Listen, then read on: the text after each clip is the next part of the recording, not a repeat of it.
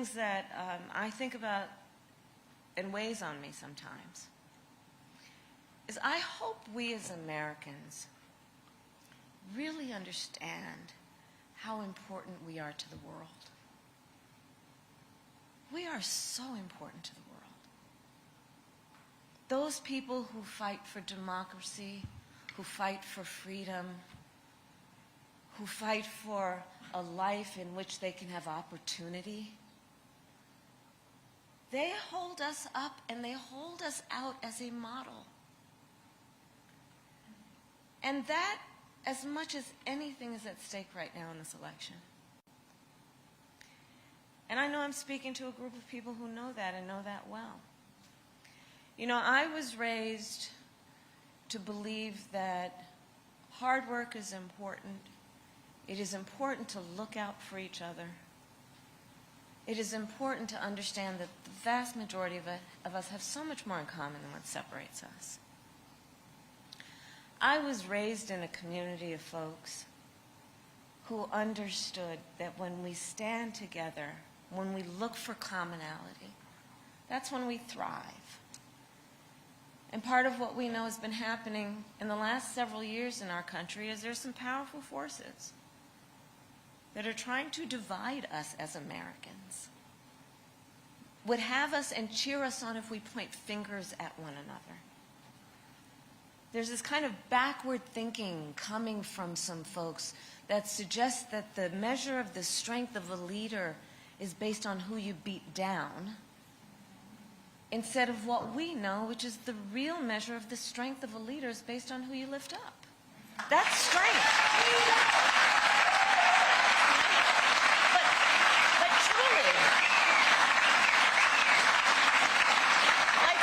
but I mean that intentionally. It's not only good and right, that's strength. Because that's part of what is the perversion of what some people are suggesting. As though it is a sign of weakness to have empathy,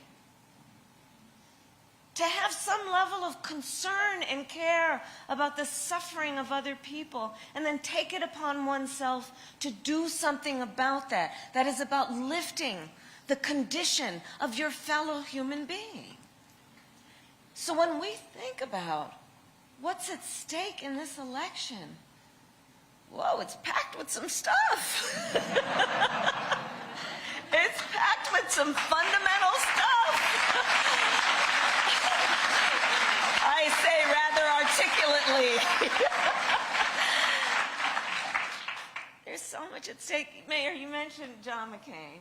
Okay, so I'll tell you, I was in the United States Senate for about 4 years, and I worked with John McCain. And so I'll tell you, so there was this, we were on a committee together, and you know, these committee rooms in the United States Senate, they're very grand and very impressive. And John McCain was on one side of the dais, I was on the other, horseshoe. And he's going after me. He's going after me. We're having some conversation, I think it was about one of the nominees. This is during President Trump's years. He's going after me. And I'm going back after him. I'm going back after him. And that was it. And this is what the public saw. And then I step onto the floor of the well of the Senate later that day. We had votes. And I passed by John McCain. And he looks at me and he says, "Kid, come over here. You're going to make a great senator."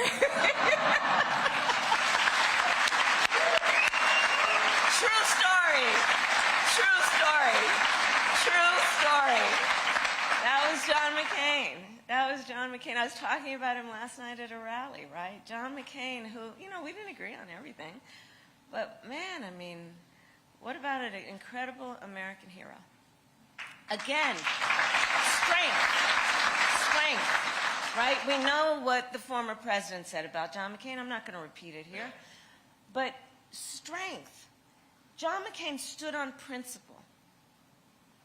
He stood on a belief in the importance of patriotism, of sacrifice, of what we stand for as a country.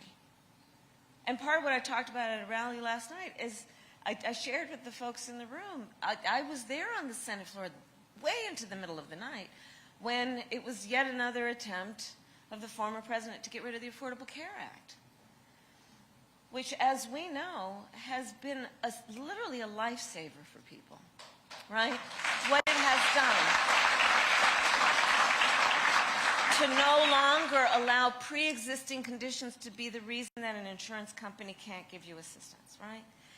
And you all may have seen it. I was there on the floor that night, and we were all standing around because whether or not the Affordable Care Act would continue to be relied on one vote.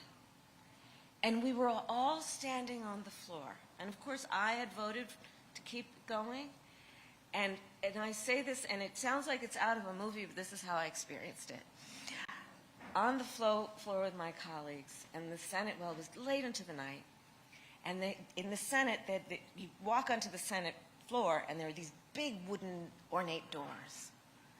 And those ornate doors opened. And John McCain came out. And he went to the floor, and he said, "No, you don't." I said, "No, you don't. No, you don't take away health care for millions of people." And that is but one example of an individual that we all respect, who put country before party in terms of what they thought was right. I am honored to have the endorsement of Jeff Flake, someone I also worked with. Again, putting country before party. And so I say all of that to say that those are examples that are situated right here in this beautiful state of Arizona. A tradition that everyone and all of us, I will say, stand on. And then, of course, most recently, what Maricopa did in terms of the clerk refusing to participate in the intention to undo the will of the people in a free and fair election. The people of this state have always shown extraordinary courage to stand up for the principles upon which we as a country were founded. And I thank you for that. I thank you for that. I know we are going to win this election, and it is not going to be easy. There are forces at play that are making us as Americans, I think, call into question certain fundamentals that we have always taken for granted. That is part of our pride. Freedom. Freedom. Freedom from the government making decisions about a person's body, a woman's body. Freedom to just be. Freedom over matters of heart and home, I like to say. Fundamental principles around the importance of rule of law. Whether we should actually be concerned and have a question, a legitimate question, in an election for President of the United States, the Commander-in-Chief, of whether they will abide by the oath. But imagine, that's a legitimate question we are asking. It's not rhetorical. It's a legitimate question we are asking.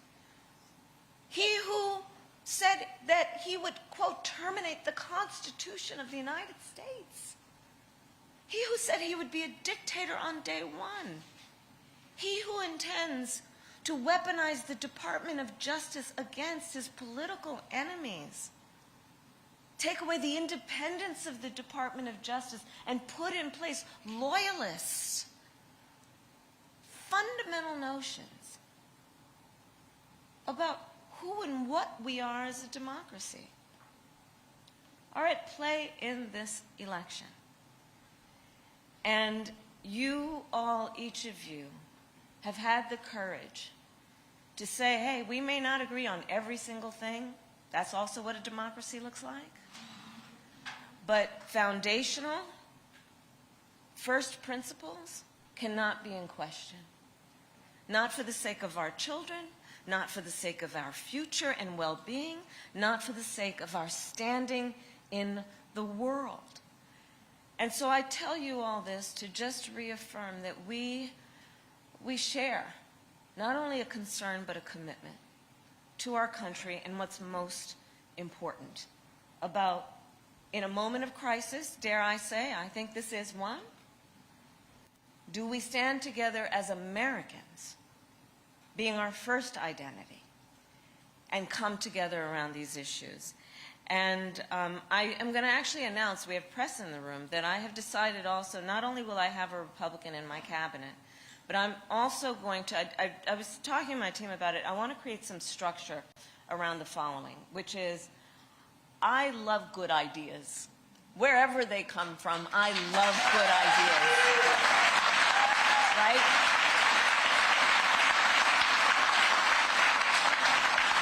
And so part of what I intend to do, Mayor, and put some structure around, is creating a bipartisan council of advisors who can then give feedback on policy as we go forward. Because here's the thing I also understand and feel strongly about. In order for us as America to maintain our status as the strongest democracy in the world, we need a healthy two-party system.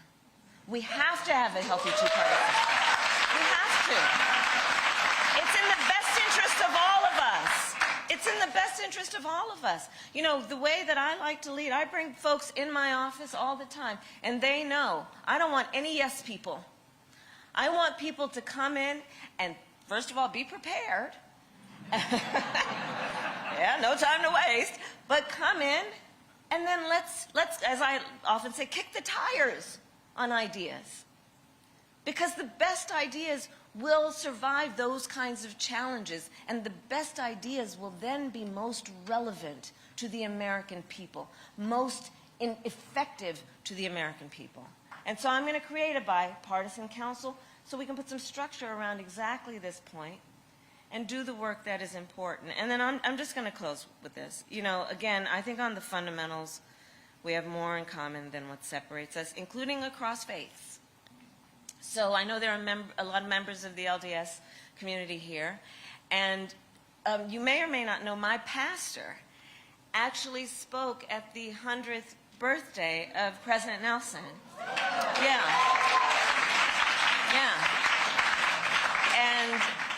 And that wasn't a plan as part of this. It just is. And I just think if we think in our lives and in what we know, there's so many examples of that point. We have so much more in common than what separates us, especially on the fundamentals. And so with that, I say that I am committed to all of you to be a president for all Americans and to work as we must together, again, knowing we have so much more in common than what separates us, and on the biggest and most important issues, I think we know that this is a fight that is not against something as much as it is a fight that is for something.